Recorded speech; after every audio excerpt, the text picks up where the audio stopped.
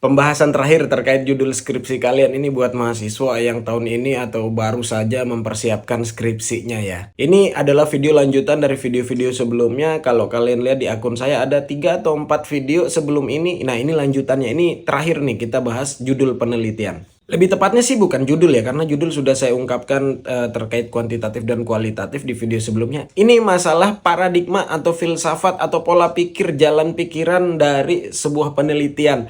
Bedanya dari kuantitatif dan kualitatif, karena ini mempengaruhi proses dan hasil yang akan kalian buat nanti. Kuantitatif umumnya dijalankan berdasarkan paradigma positivisme. Positivisme intinya dia melihat sesuatu secara general, makanya ada pengujian di situ, pengujian variabel, makanya di dalam penelitian kuantitatif itu ada hipotesis dan si peneliti harus berposisi netral. Makanya hipotesisnya itu harus ada 2, karena di dalam positivisme itu baik positivisme dan post-positivisme itu si peneliti harus berposisi netral. Jadi ada pengujian, hipotesisnya ada 2, apakah iya atau tidak. Apakah hitam atau putih, kiri atau kanan, jauh atau dekat. Jadi harus dipertimbangkan 2 hipotesis itu, bukan hanya 1 hipotesisnya ya. Nah, positivisme yang melihat sesuatu secara general ini contohnya seperti ini. Kalian mau ke pasar, mau beli jeruk, kalian tanya ini pedagangnya, "Bu, jeruk yang manis yang mana?" Jeruk yang manis itu yang kulitnya kuning. Nah, positivisme, paradigma positivisme melihat secara general, ya udah itu jeruk yang kuning, ya itu yang manis, ya udah kalian ambil. Gitu ya, ngerti, walaupun belum tentu kalian belum bisa membuktikan di dalamnya kalian cicip itu benar manis apa enggak. Tapi positivisme kuantitatif melihat ya udah secara general jeruk yang kulitnya kuning yaitu yang manis, yaitu yang kalian beli.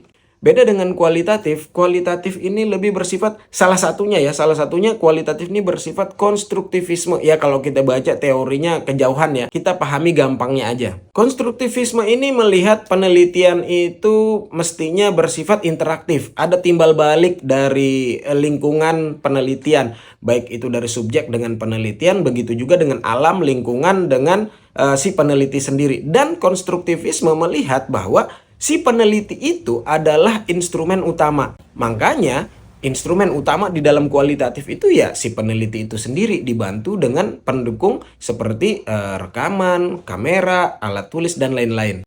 Makanya juga di dalam kualitatif itu kan ada timbal balik ya, makanya banyak dilakukan wawancara di kualitatif. Ada interaktif, ada timbal balik dari peneliti oleh subjeknya. Begitu juga dilakukan observasi yang dominan banget tuh. Ada timbal balik, kita melakukan observasi pengamatan, ada timbal balik yang diberikan oleh lingkungan atau lokasi penelitian. Contoh konstruktivisme ini kalau kita kembali ke penjual jeruk tadi, di mana tadi kan kuantitatif dia positivisme ya, melihat secara general, maka yang diambil adalah jeruk yang kulitnya kuning aja udah dianggap manis karena itu keterangan dari penjualnya. Nah, si konstruktivisme atau kualitatif tidak percaya begitu aja, karena ada interaktif antara si peneliti dan subjek dan alam lingkungan si penelitian. Maka jeruk yang manis tadi tidak dipercaya begitu saja secara general bahwa kulitnya ini manis. Si peneliti kualitatif atau yang berpola pikir konstruktivisme, dia harus buka dulu, dia cicip dulu di situ. Nah, setelah dia cicip dulu, barulah dia putuskan, barulah kesimpulannya sampai pada apakah jeruk yang kulitnya kuning itu manis atau tidak. Makanya di dalam kualitatif atau konstruktivisme itu dikatakan instrumen utamanya ya si peneliti itu sendiri. Paradigma ini akan mempengaruhi proses dan hasil yang akan kalian tentukan nanti di dalam penelitian kalian, baik itu kuantitatif maupun kualitatif.